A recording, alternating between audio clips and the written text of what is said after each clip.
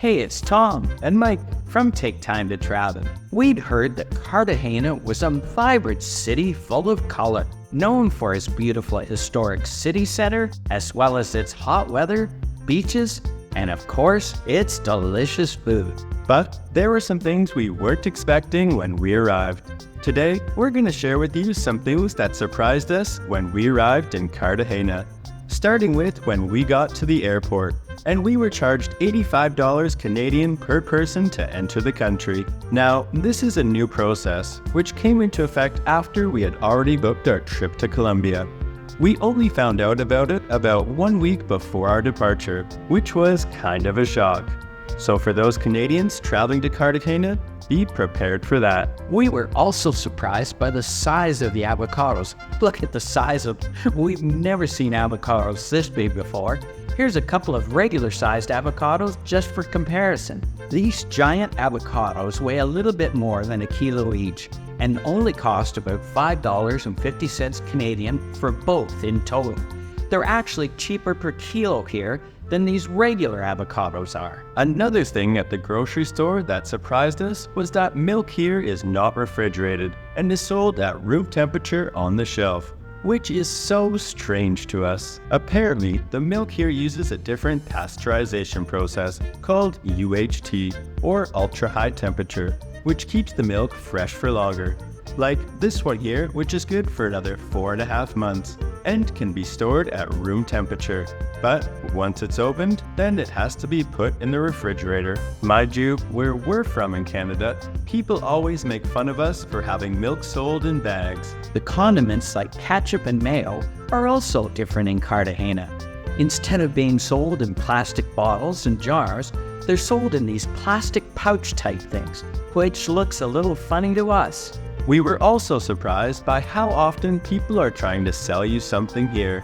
Before we arrived, we knew there was going to be lots of it. But it's crazy how often people are trying to sell you something here. It's like at least every minute, where they'll try to get you to buy some type of tour or excursion, maybe a taxi ride, or buy some hats, food, or souvenirs. But we found that they're much less likely to try to sell you something if you're walking quickly and with purpose and avoiding direct eye contact. Also, we were shocked by how little English is actually spoken here. As soon as we arrived, we found it difficult to communicate with the immigration officers. And when we got settled in our apartment in Boca Grande, we noticed that the grocery store workers barely spoke any English. Same with cell phone stores and restaurants. We even went for drinks at the 5-star Hotel Caribe and found the same thing there. We had to communicate with hand gestures. It's kind of surprising that in a touristy area like this, there's so little English spoken. There is by far less English spoken here than any place else we've traveled in the world, including places like Vietnam, Thailand, Mexico, Japan, and Europe. Now, of course, you can find some people here who can speak English, and I've been taking some Spanish lessons online to try to learn some basics. But the Timekettle T1 Mini Translator has been a game changer, and they're our sponsor for today's video. This T1 Mini Translator includes online and offline translation, as well as photo translation, and includes 1 year of free mobile data across the globe. And it's super easy to use. You just set the language you want to speak out of the 36 languages available for online voice translation, as well as the local dialect. And then you select the language that you want to translate it into. So for us, while we're visiting Cartagena, Colombia, this would be English to Colombian Spanish. Colombian Spanish is just one of the 20 Spanish dialects to choose from on the translator. Then you can operate it with just one click of a button, and it will automatically translate in moments, making it super convenient in places where language barriers can be an issue. It's great for everyday use, like when you're at the grocery store, ordering food, or when you want to shop with a local vendor. It's also great for when you want to meet new friends or for immersing yourself in the local culture, and especially when you need it for an emergency situation. Our wonderful housekeeper in Cartagena can't speak English, and we can't really speak Spanish either, beyond the basics like hola, por favor, gracias, and adios. So we're going to show you a real-life example of how it works. And at the same time, we'll get to know our housekeeper a little bit better. So we're here with our kind housekeeper, Sila, and she's agreed to answer a few questions for us, and we can find out a little bit more about her. Sila, are you from Cartagena originally? Sela, ¿eres de Cartagena? Soy de un pueblo de corregimiento de Cartagena que se llama Santa Rosa de Lima. I'm from a town called Santa Rosa de Lima, which is part of Cartagena. So this is our first time in Colombia. What are some foods from Colombia that we really should try? Así que esta es nuestra primera vez en Colombia. ¿Cuáles son algunos alimentos de Colombia que realmente deberíamos probar? Pescado, arroz de coco, cazuela de marisco, arroz de camarón.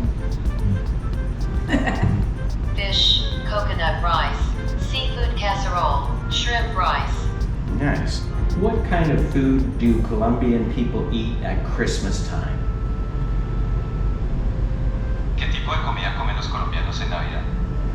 Pavo relleno, pernil de cerdo, pechuga rellena, se acompaña con arroz de coco, ensalada de aguacate, lechuga, tomate, cebolla. Or stuffed pork leg. It is served with coconut rice, avocado salad, lettuce, tomato, onion. Sila, thank you so much for taking the time to talk with us and helping us learn a little bit more about Cartagena.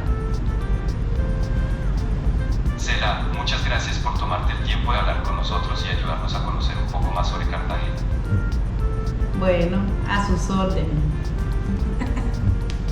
As you can see, the Timekettle T1 mini translator is very useful in all kinds of different situations, like ordering food, shopping, meeting new people, and learning more about the local culture in new places.